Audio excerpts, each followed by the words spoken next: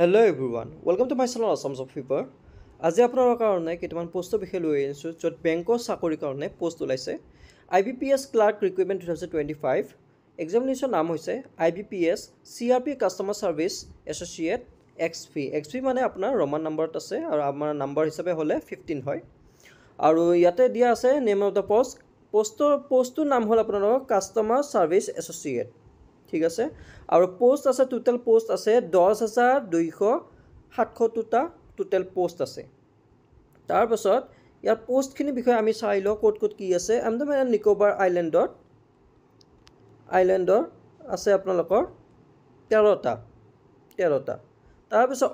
অন্ধ্ৰ প্ৰদেশৰ আছে 367টা অৰুণাচল প্ৰদেশৰ আছে 22টা আৰু অসমৰ আছে 204টা অসমৰ কিমান 204টা পোষ্ট অসমৰ পৰা আছে আৰু বাকি বিহাৰৰ চণ্ডীগড় ছত্তীশগড় এনেকুৱা ধৰণৰ বহুত কিটা ষ্টেট আছে সকলো ষ্টেটৰ পৰা এই সকলো কিটা ষ্টেটৰ পৰা আপোনাৰ টোটাল হিচাপ কৰি 10000 পোষ্ট হৈছে গোটেই কিটা ষ্টেটৰ পৰাই লোৱা হৈছে যেহেতু এটা চেন্ট্ৰেলৰ ফালৰ পৰা পৰীক্ষা পতা হয় গতিকে সকলো ষ্টেটৰ পৰা লৈছে আৰু ইয়াতে আপোনালোকৰ দৰমহাটো হৈছে দিয়া হৈছে 24000ৰ পৰা ষ্টাৰ্ট কৰি আপোনালোকৰ 64000 লৈকে আপোনালোকৰ থাকিব আপোনালোকৰ স্কেলটো থাকিব 24000ৰ পৰা ষ্টাৰ্ট কৰি 64000 লৈকে আপোনালোকৰ স্কেলটো থাকিব ঠিক আছে তাৰ পাছত আমাৰ টোটাল পোষ্ট অসমৰ টোটাল পোষ্ট হৈছে 204টা অসমৰ টোটাল পোষ্ট আৰু বেংক ওয়াইজ দিছে ইয়াতে বেংক ওয়াইজ ভ্যাকেন্সি কোন বেংকত কিমান ভ্যাকেন্সি আছে বেংক অফ ভাৰতত আছে 10টা আৰু পাঞ্জাব নেশ্যনেল বেংকত আছে 25টা কানাড়া বেংকত আছে 25টা ইউনিয়ন বেংক অফ ইণ্ডিয়াত আছে 7টা বেংক অফ ইণ্ডিয়াত আছে 10টা আৰু ইণ্ডিয়ান বেংকত কোনো ধৰণৰ পোষ্ট এতিয়ালৈকে ওলোৱা নাই তাৰ পাছত ইউকো বেংকতো নাই আৰু বেংক অফ মহাৰাষ্ট্ৰত আছে 8টা পাঞ্জাব এণ্ড সিন্ধ বেংকত আছে 13টা তো এনেকুৱা ধৰণৰ তো বেছি আমাৰ ইয়াতে কি পোৱা যায় বেছি পোৱা গৈছে চেন্ট্ৰেল বেংক অফ ইণ্ডিয়াত বেছি পোৱা গৈছে 106টা তো তাত আপোনাৰ অলপ চান্স থাকিব পাৰে আৰু এজটো লিমিট হৈছে 20 বছৰৰ পৰা 28 বছৰ ভিতৰত আপোনালোকৰ এজ লিমিট হ'ব লাগিব তাৰ ওপৰত বা তাৰ তলত হ'লে নহ'ব আৰু এজ ৰিলেক্সন দিয়া হৈছে SC ST ক দিয়া হৈছে 5 বছৰ আৰু OBC ক দিয়া হৈছে 3 বছৰ আৰু PWD ক দিয়া হৈছে 10 বছৰ পাছত আমাৰ আহিল মেইন কোৱালিফিকেশ্যনটো ইম্পৰ্টেণ্ট হয় সেইটো আমি আগত চাব লাগিব কাৰণ কোৱালিফিকেশ্যন দ্বাৰা আমি এপ্লাই কৰিব পাৰিম ইয়াতে আমি কি কোৱা হৈছে যে ডিগ্ৰী লাগিব যিকোনো ক্ষেত্ৰ ইন এনি ডিসিপ্লিন যিকোনো ষ্ট্ৰীমত আৰ্টছ কমাৰ্চ সায়েন্স যিকোনোতে আপোনালোকৰ ডিগ্ৰী থাকিব লাগিব ঠিক আছে প্ৰথম কথা ডিগ্ৰী থাকিব লাগিব তাৰ পাছত কোৱা হৈছে candidate must possess valid marksheet and degree certificate আপোনালোকৰ মাৰ্কশিট আৰু ডিগ্ৰী সাৰ্টিফিকেট ভ্যালিড থাকিব লাগিব ঠিক আছে তাৰ পাছত আপোনালোকৰ কি দিয়া হৈছে কম্পিউটাৰ লিটাৰেসি কম্পিউটাৰ নলেজ থাকিব লাগিব operating and working knowledge in computer system is mandatory that is candidates should have certificate diploma degree in computer operation language should have studied computer information technology মানে কি হৈছে ইয়াত আপোনালোকৰ কম্পিউটাৰ নলেজ থাকিব লাগিব main কথা কম্পিউটাৰ অপাৰেশ্যন বা ল্যাঙ্গুৱেজত আপোনালোকৰ সাৰ্টিফিকেট ডিপ্লোমা বা ডিগ্ৰী থাকিব লাগিব আৰু কম্পিউটাৰ নলেজটো থাকিব লাগিব অপাৰেটিং এণ্ড ৱৰ্কিং নলেজ মানে কম্পিউটাৰটো ভালকৈ চলাব জানিব লাগিব তাৰ পাছত যদি আপোনাৰ এইখিনিও নাই তেতিয়াহ'লে আপোনালোকৰ IT মানে ইনফৰমেশ্যন টেকনলজি এটা আমি যেটা পঢ়িছিলোঁ তেতিয়া আমাৰ এটা সাবজেক্ট থাকে কিছুমানে লয় কিছুমানে নলয় IT বুলি এটা সাবজেক্ট থাকে ইনফৰমেশ্যন টেকনলজি সেই সাবজেক্টটো থাকিব লাগিব আপোনালোকৰ ক'ত হাই স্কুল কলেজ ইনষ্টিটিউট আপোনালোকে যে হাই স্কুলত বা কলেজত আছিলে তেতিয়া আপোনালোকৰ এই IT সাবজেক্টটো ইনফৰমেশ্যন টেকনলজি সাবজেক্টটো থাকিব লাগিব তেতিয়া এপ্লাই কৰিব পাৰিব আপোনালোকে ডিগ্ৰী থাকিব লাগিব আৰু এই সাবজেক্টটো থাকিলে তেতিয়া পাৰিব তাৰ পাছত proficiency in language official language of the state যদি আমাৰ অসমৰ পৰা এপ্লাই কৰে আপোনালোকে তেতিয়াহ'লে অসমৰ মাতৃভাষাটো থাকে মানে অসমীয়া ভাষা জানিব লাগিব কি কৈছে ইয়াতে reading writing speaking and understanding পঢ়িব জানিব লাগিব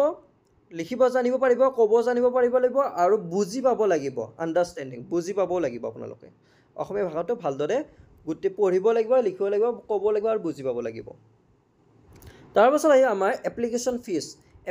এপ্লিকেশ্যন ফিজটো আমি ফিজ কিমান দিব লাগিব আমি চাই লওঁ ST তেওঁলোকৰ বাবে PWD তেওঁলোকে 175 টকা দিব লাগিব ঠিক আছে আৰু বাকি জেনাৰেল যিমান আছে জেনাৰেল বা OBC যিমান আছে তেওঁলোকে 800 টকা দিব লাগিব 850 টকা তেওঁলোকে পেমেন্ট কৰিব লাগিব মানে আমি অসমীয়া যিমান জেনাৰেল আছো জেনাৰেল বিলাকে 850 টকা দিব লাগিব জেনাৰেল আৰু OBC বিলাকে তেওঁলোকে দিব লাগিব আৰু আপোনাৰ পেমেন্টটো হ'ব আপোনাৰ অনলাইন মোডৰ পেমেন্ট হ'ব ডেবিট কাৰ্ড ক্ৰেডিট কাৰ্ড বা ইন্টাৰনেট বেংকিং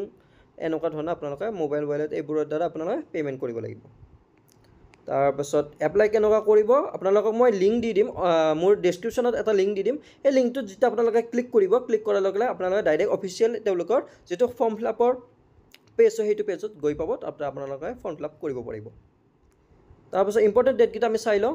স্টাৰ্টিং হৈছে 1 আগষ্টৰ পৰা স্টাৰ্ট হৈছে আৰু লাষ্ট ডেট হৈছে 21 আগষ্ট 2025 21 আগষ্টত আপোনালোকৰ লাষ্ট ডেট হয় আৰু প্ৰিলিমছৰ এক্সাম হ'ব অক্টোবৰত হ'ব আৰু ইয়াতে দিছে result of online exam result দিয়া হ'ব অক্টোবৰ নৱেম্বৰ 2025 ৰিজাল্ট দিয়া হ'ব তাৰ পাছত মেইনছৰ এক্সাম হ'ব নৱেম্বৰত মেইনছৰ এক্সাম হ'ব তাৰ পাছত ইয়াতে পৰীক্ষাৰ হিচাপে আমি চাই লওঁ পৰীক্ষাত আপোনালোকৰ যেটো প্ৰিলিমছ হ'ব প্ৰিলিমছত ইয়াতে চাব পাৰে প্ৰিলিমছ এক্সামত আপোনালোকৰ ইংলিশ আৰু নিউমেৰিকেল এবিলিটি ৰিজনিং এই তিনটা সাবজেক্টৰ ওপৰত আহিব 30 টা কোৱেশ্চন 35 টা আৰু মাৰ্কস থাকিব ইংলিশত 30 নিউমেৰিকেলৰ 35 আৰু ৰিজনিংত 35 টোটাল 100 মাৰ্কসত আৰু সময়খিনি চাই লওক ইয়াতে 20 মিনিট ইয়াতে 20 মিনিট ইয়াতে 20 মিনিট টোটাল 60 মিনিট মানে 1 ঘণ্টা দিয়া থাকিব তাৰ পিছত মেইনছৰ আহিল মেইনছ এক্সামত কেনেকুৱা ধৰণৰ হ'ব চাই লওঁ মেইনছ এক্সামত আপোনালোকৰ থাকিব জেনাৰেল ফাইনান্সিয়েল এৱাৰনেছ তাত থাকিব 40 টা কোৱেশ্চন আৰু 50 মাৰ্ক আৰু 20 মিনিট দিয়া হ'ব ঠিক আছে তাৰ পাছত জেনাৰেল ইংলিশত থাকিব আপোনালোকৰ 40 টা কোৱেশ্চন 40 মাৰ্ক ইয়াতে আকৌ 40 মাৰ্ক থাকিব আৰু 35 মিনিট দিয়া হ'ব আৰু ৰিজনিংত থাকিব আপোনালোকৰ 40 টা কোৱেশ্চন 60 মাৰ্ক থাকিব আৰু 35 টা কোৱেশ্চন 35 মিনিট তাৰ পাছত কোৱান্টিটিভ এপ্টিটিউডত থাকিব 35 টা কোৱেশ্চন 50 মাৰ্ক আৰু 30 মিনিট সময় দিয়া থাকিব টোটাল আপোনালোকৰ 155 টা কোৱেশ্চন থাকিব টোটাল কিমান আমাৰ নাম্বাৰ অফ কোৱেশ্চন 155 টা থাকিব 200 মাৰ্কৰ থাকিব আৰু 120 মিনিট মানে 2 ঘণ্টা সময় দিয়া হ'ব তো এইখিনি ভিতৰত আপোনালোকে কমপ্লিট কৰিব লাগিব তেতিয়াহে আপোনালোকে সিলেকশন বা প্ৰসেছখিনি আগবঢ়াব পাৰিব তো আজিৰ ভিতৰত এইখিনি থাকিল মই লিংক দি দিম আপোনালোকক যিসকলে অনলাইন এপ্লাই কৰিব বিচাৰে তেওঁলোকে অনলাইন এপ্লাই কৰি এই IBPS ত আপোনালোকে এক্সাম দি আপোনালোকৰ বেংকত জুনে বেংকত চাকৰি কৰিব বিচাৰে তেওঁলোকে সিলেকশন ভালকে পৰীক্ষা দি সিলেকশন হ'ব পাৰে আশা কৰো ভিডিওটো ভাল লাগিলে সকলোৱে এটা লাইক কৰিব আৰু চেনেলটো সকলোৱে সাবস্ক্ৰাইব কৰি থৈ দিব